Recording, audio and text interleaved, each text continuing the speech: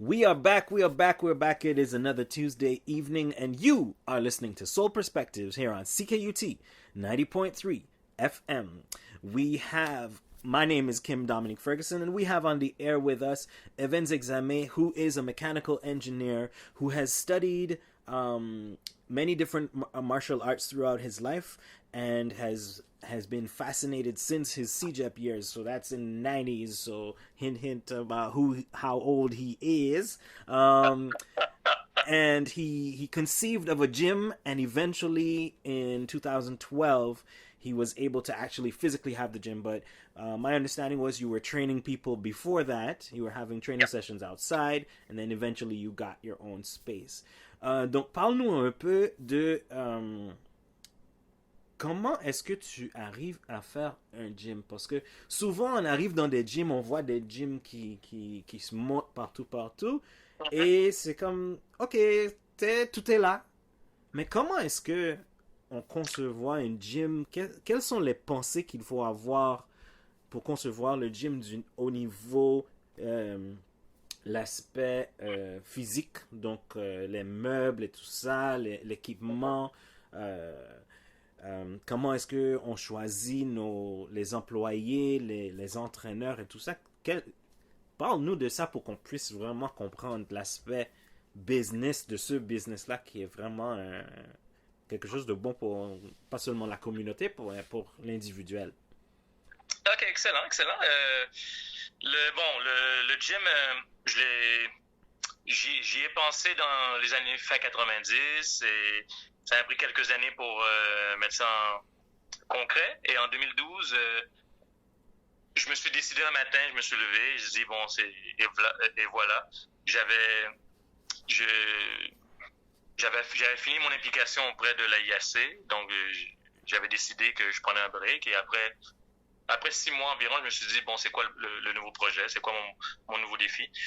Et j'ai dit, bon, pourquoi pas le gym? C'est le temps, là. Je pense que je peux avoir un gym.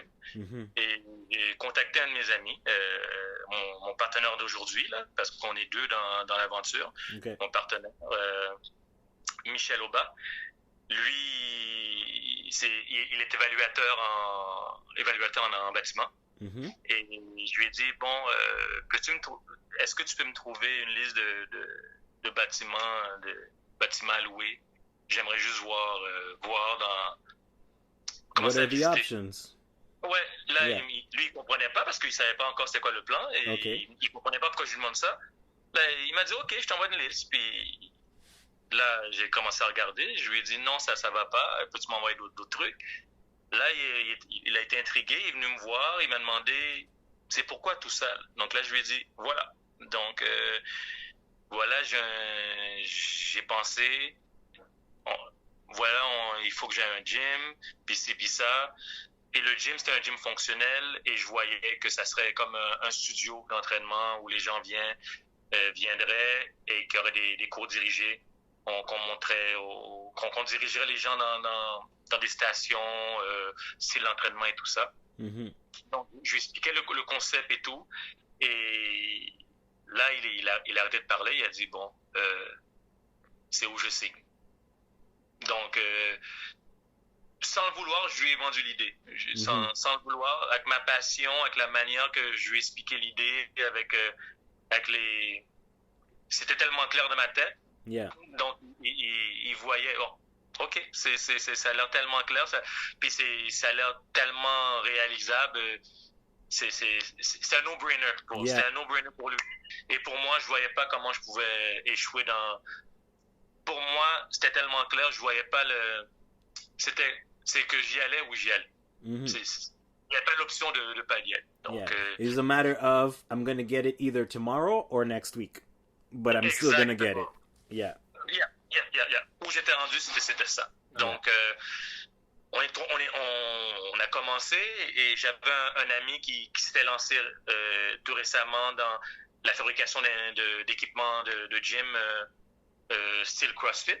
Right. Donc, je l'ai contacté, je lui ai dit, bon, je me lance moi aussi. Lui, ça faisait comme 6 mois qu'il s'était lancé. Après, il me dit, ah ouais, donc je me lance aussi, il me faudrait une structure. Donc, je pense qu'on était comme dans ces 10 premiers clients, là. On faisait partie des clients plus de ça. Donc, il est venu me voir, on a discuté. Finalement, on a trouvé une place, on l'a visité.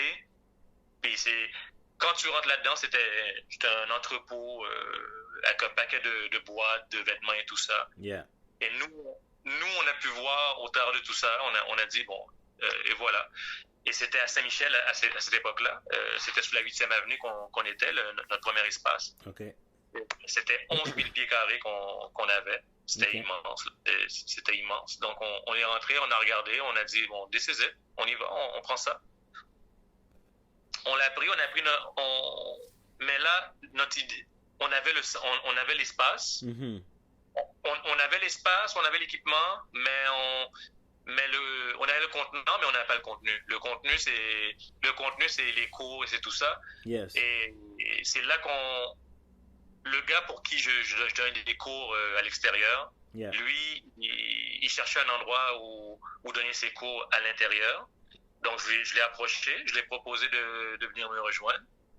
Je l'ai convaincu encore une fois, j'ai convaincu lui aussi. Et il a vu le potentiel, il a dit, ouais, amen. Yeah. Et en parlant à quelqu'un m'a parlé d'une autre personne qui donnait des cours à l'extérieur de calisthénie. Je ne sais pas si tu connais la calisthénie. Yeah. Body weight training. Yes, il y a des gens qui appellent ça le street workout aussi, là, qui peuvent appeler ça le street workout. Donc, la calisthénie. Là, je dis, ah oui, là, il m'a expliqué c'est quoi, nanana. Et moi puis mon partenaire, on écoutait ça, on a dit, des CZ, c'est ça qu'on doit avoir dans notre centre aussi, c'est ça qui nous manque. Yeah. Avec qu'est-ce qu'on a déjà. So really, it was like just networking, just finding people, and then the energy just seemed right with that person. So, boom, are you interested? So, parce qu'on connaissait du monde dans le fitness. Je connaissais déjà du monde dans le fitness. Yes. On n'était pas encore dedans, donc les gens nous connaissaient sans nous connaître. Mm-hmm. Et la personne qui était déjà rentrée, mon ami pour qui je donnais des cours, il donnait des cours de caveman. Les gens qui connaissent ça, le caveman, c'est l'entraînement. Typiquement, les gens d'MMA, c'est comme ça qu'ils s'entraînent. C'est l'entraînement que les gens qui font du MMA, qui font des combats UFC, ils font. Ils utilisent comme type d'entraînement. OK, mixed martial arts, yeah. Ouais, il y avait ça nulle part au Canada. Okay. C'était juste au Québec, c'était lui qui le donnait, et il le donnait à un seul endroit, à notre centre. OK. À l'époque. Et l'autre gars, il donnait ça s'appelle du Bartenders, c'est Regimen Bartenders. Yes. Les fondateurs, c'est Dazzle et Seven. Mm-hmm. Donc, shout-out à Dazzle et à Seven en passant. On s'est présenté. Au tout début, ils étaient sceptiques parce que faut que tu les comprennes. Tu fais tes affaires, tu t'entraînes à l'extérieur, tout ça. Il y a deux Noirs qui arrivent, qui viennent voir. Ils disent, hey, ça va, on ouvre un gym. Est-ce que tu voudrais venir dans le gym donner des cours? Mm-hmm. Regarde, mais t'es qui toi? Puis après, à un moment donné, il dit, oh, on a trouvé une place. Est-ce que tu veux venir le voir? Puis à un moment donné, on lui dit quel genre d'équipement tu as besoin pour donner tes cours. Puis il doutait encore un peu. Il doutait, il s'y connaissait pas, il y avait un peu de doute. Et on a parlé, on a discuté. Il a embarqué, mais il a embarqué avec un peu de scepticisme. Yeah. Qui est normal quand on connaît pas la personne. You don't know someone, so you're going to be a little bit skeptical. Maybe in the past you've had like people come with these great ideas, quote unquote, and it's like, okay, cool, and you jump on board, and then it's like you lose $1,000 of your investment or whatever. So yeah, there's a bit of skepticism with anybody who's going into a business, and gym business is a risk. It's a higher risk than like quote unquote regular jobs. Ça c'est clair. Donc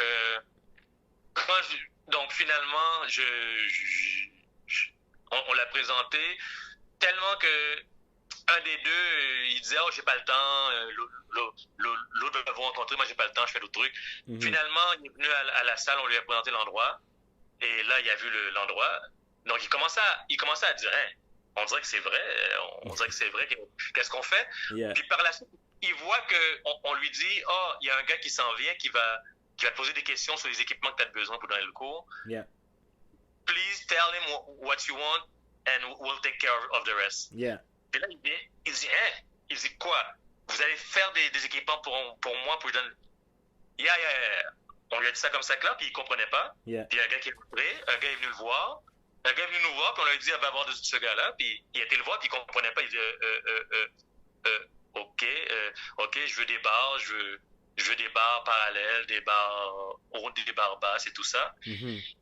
Et là, il commençait à dire que c'était for real. Il commençait à se dire, ça a l'air d'être vrai, là. Yeah. Mais quand il a embarqué vraiment dans le projet, c'est quand il a vu les barres être livrées dans la place et être installées, Mm-hmm. c'est là qu'il a dit, OK. Yeah.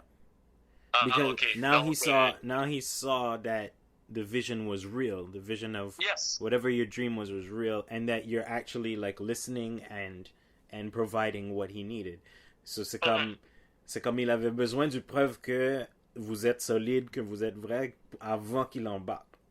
Exact. Donc ça c'était un autre risque. That was another risk because if you didn't have the right person who did the construction in the right way for him, you guys would have made that investment, that financial investment, and potentially not had a teacher to work on the equipment.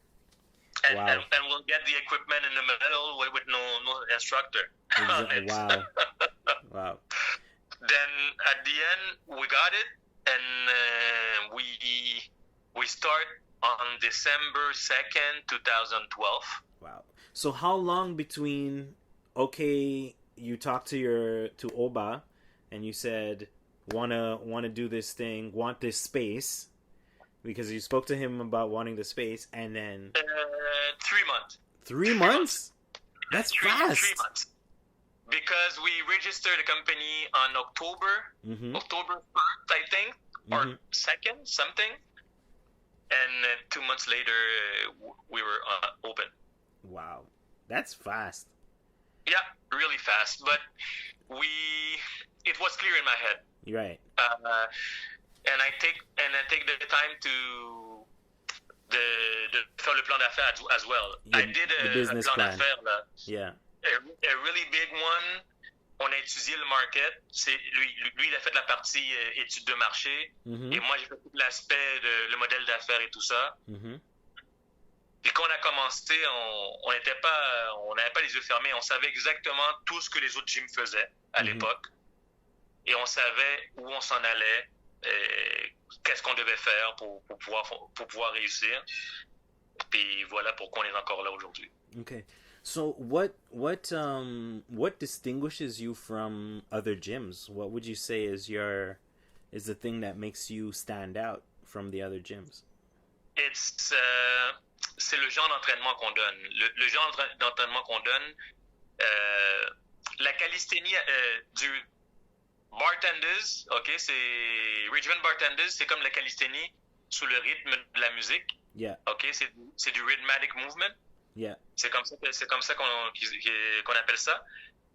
Ça se donne nulle part d'autre. Ouais. Ça se donne à l'extérieur, mais à l'intérieur, c'est notre gym qui le donne. C'était un de nos avantages concurrentiels. Mm-hmm.